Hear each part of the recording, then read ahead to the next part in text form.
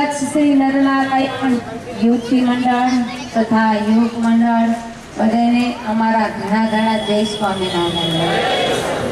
આજે અમને ધૂનની અંદર બહુ આનંદ આવ્યો કે આ દિવ્ય ધૂન એમાં બેનો ત્રીજે માળે બીજે માળેથી ચડી ચડીને જોતા હો કે આ સ્વામિનારાયણ હે ભગવાનનું નામ કેટલું ગુંજી રહ્યું છે।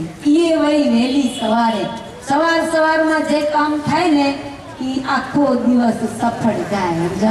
તો એક તો પગપાળા એક ડગલે અશ્વમેઘ યજ્ઞનું પુણ્ય મળે છે। તો આજે આપણે એક ડગલે અશ્વમેઘ યજ્ઞનું પુણ્ય લઈ રહ્યા છીએ।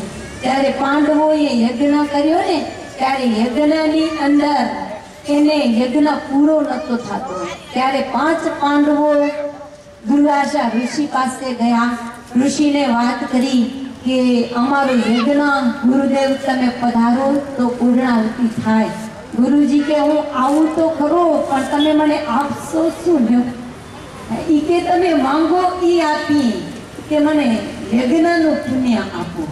કે યજ્ઞ તો હજી પૂરોય નથી થયો એના પહેલા અમે તમને યજ્ઞનું પુણ્ય કેવી રીતના આપી શકીએ? તમે પહેલા પધારો અને પછી યજ્ઞ પૂરો થાય પછી અમે તમને પુણ્ય આપશું।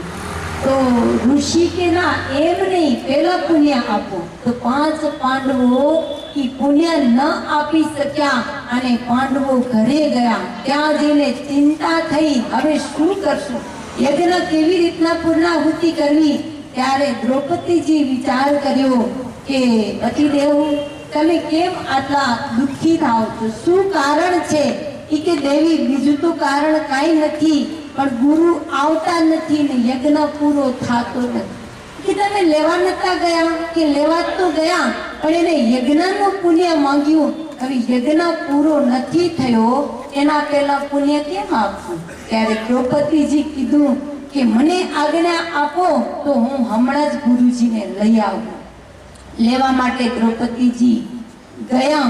5 પાંડવો કહે છે કે તમે જાઓ તો ભલે પણ અમે 5 ભાઈ જઈ આવ્યા તોય નથી આવ્યા, હવે તમે એકલા લઈ આવશો? એ કે તમારી આજ્ઞા જોઈએ, બસ આજ્ઞા આપો હું અહીંયા લઈને આવીશ। દ્રૌપદીજી ત્યાં ગયા અને ઋષિને વાત કરી કે ગુરુ મહારાજ અમારો યજ્ઞ અધૂરો છે, આપ પધારો। ત્યારે ઋષિએ કીધું કે દીકરી હું હાલું તો ખરો પણ મને યજ્ઞનું પુણ્ય મળે। ત્યારે ચતુર એવા દ્રૌપદીજી એને જવાબ આપ્યો કે તમને વાસી યજ્ઞનું પુણ્ય ખપે છે કે તાજા યજ્ઞનું? યજ્ઞમાં વાસીને તાજું હોય। ત્યારે ગુરુ પણ વિચારમાં પડી ગયા। ઋષિએ વિચાર કર્યો કે હવે આમાં શું સમજવું મારે, વાસી કોને કહેવાય અને તાજું કોને કહેવાય? ત્યારે દ્રૌપદીજીને કીધું કે આમાં વાસી તાજામાં હું નથી સમજતો। એ કે ગુરુ મહારાજ પહેલા અમે યજ્ઞ કર્યા એનું પુણ્ય ખપે છે કે હમણાંનું આજના યજ્ઞનું પુણ્ય ખપે છે? એ કે તમને જે આપવું હોય એ આપો, તાજાનું આપો તો વધારે સારું। એ કે હું તમારા સુધી આ એક ડગલા ભરીને આવી છો ને એમાંથી એક ડગલાનું પુણ્ય તમે લઈ લો કે। ત્યારે દ્રૌપદીજીના શબ્દ સાંભળી દુર્વાસા ઋષિને વિચાર આવ્યો કે ઓ આ તમે જેવો છે એવો આ સત્સંગનો આ ધૂનનો અને આ એક પગલે આપણે જે ચાલી રહ્યા છીએ એનો મહિમા દ્રૌપદીજીને કીધું કે તમે જ સમજી શક્યા છો, મારે કાંઈ નથી જોતું, વિના સ્વાર્થે તમારી સાથે હું હાલવા તૈયાર છું। અને એ દ્રૌપદીજી દુર્વાસા ઋષિને લઈ અને આશ્રમે પધાર્યા અને યજ્ઞની પૂર્ણાહુતિ કરી। તો આજે આપણે આ એક ડગલું ભગવાન તરફ આ મમ્મીની અંદર નહીં, આ રોડ ઉપર નહીં પણ એક ડગલું આપણે ભગવાનના અક્ષરધામનો ખુલ્લો રસ્તો કરવા માટે ભરી રહ્યા છીએ। અને અક્ષરધામમાં આપણે બધાને આવી જ રીતના ધોન કરતા મહારાજનું સ્મરણ કરતા પહોંચવાનું છે। તો આજે આપણી યુવતી મંડળના બહેનો છે એ આટલો મહિમા સમજી નાના બાળકોને કેળી અને આ ધૂનની અંદર જોડાઈ રહ્યા છો। ધન્ય છે તમને કે વહેલા ઉઠી અને તમે આટલી ભક્તિ કરી, આટલું ભજન કરી।